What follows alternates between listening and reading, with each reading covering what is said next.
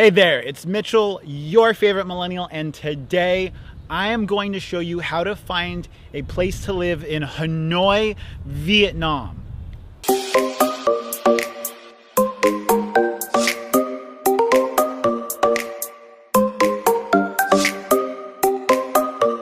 Before we jump into that, go ahead, hit that subscribe button. If you liked the video, go ahead, give that a thumbs up. If you hated the video and thought I did a terrible job explaining, go ahead and give the video a thumbs down. If you want to be alerted as to when I post new videos, go ahead and hit that bell icon. It'll give you a notification every time I put a new video up, and it is the only way to be consistently alerted, as YouTube has been absolutely terrible in notifying my subscribers as to when I post new content. Now, I have been living in Southeast Asia for about 3.5 months now. I lived in Chiang Mai for 2.5 months, and I have been in Hanoi for a little bit over a month, and I had no issue finding a place to live in Hanoi because I did my research before I came here, and I'm going to make that process easier for you. Hopefully you guys can all hear me well. We're going to go ahead and show you how to find housing listings in Hanoi.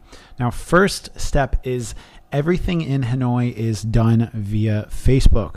First, what you're going to want to do is go sign on to your Facebook and just search Hanoi. There's tons of different Facebook groups in Hanoi relating to a variety of hobbies, occupations, things along those lines, etc. For housing in specific, you are going to want to go ahead and join the Hanoi Massive Housing and Visa, Hanoi Massive Housing.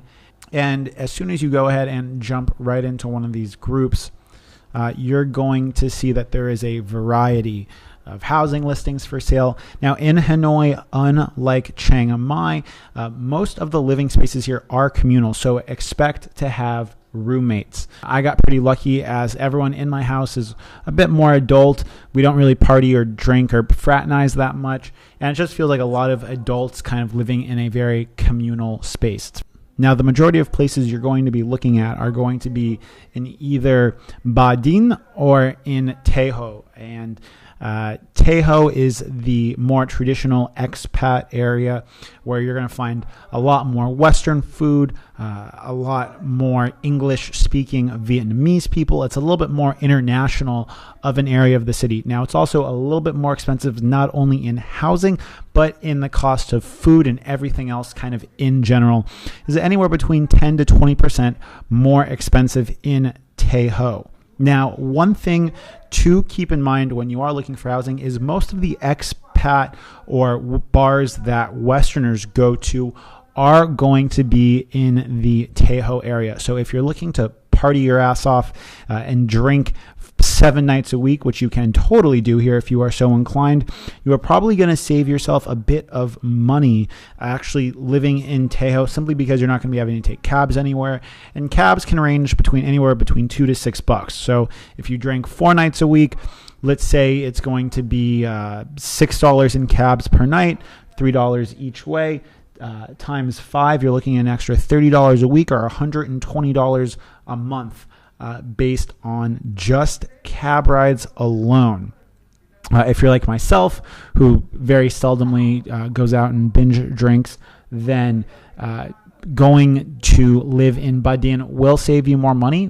Cost of food's a little bit lower, and the cost of just overall living is a little bit lower. Now, in regards to safety and parts of the city that are safer, there are safe and unsafe areas of each. Next thing that you're going to want to go ahead and do after you have a couple of different places that you have spec'd out that you want to potentially live in, go ahead and make yourself a list on Google Maps. I find this really, really helpful to just kind of plan where you want to go in the city. Now, if you have bought a motorcycle and you have your own transportation, this is going to be a lot easier than if you don't. When I was looking for places to live, I had rented a motorcycle. Word to the wise, don't rent anything here. I'm going to do a separate video about that. If you don't want to drive, you can go ahead and take a Grab as well. I'll do videos about Grabs and taxis here as well. But make yourself a little map on Google Maps of the places in Hanoi that you want to see, and spend a day or two going around. Now, some of the landlords speak English. Many of them speak very, very poor English and have a agent that does their listings for them. I've had varied success, especially when I first got here, because of all the small alleyways. It can get quite hectic. And I'll go ahead and drop some links in my Facebook group that I've started called Traveling Tubers on Facebook. It's basically just a community of people that travel and create video content. Go ahead and join that. I'll leave a link to it down below if you would like to join the Facebook group as well. And hopefully this sheds some light as to how to find living accommodations in Hanoi.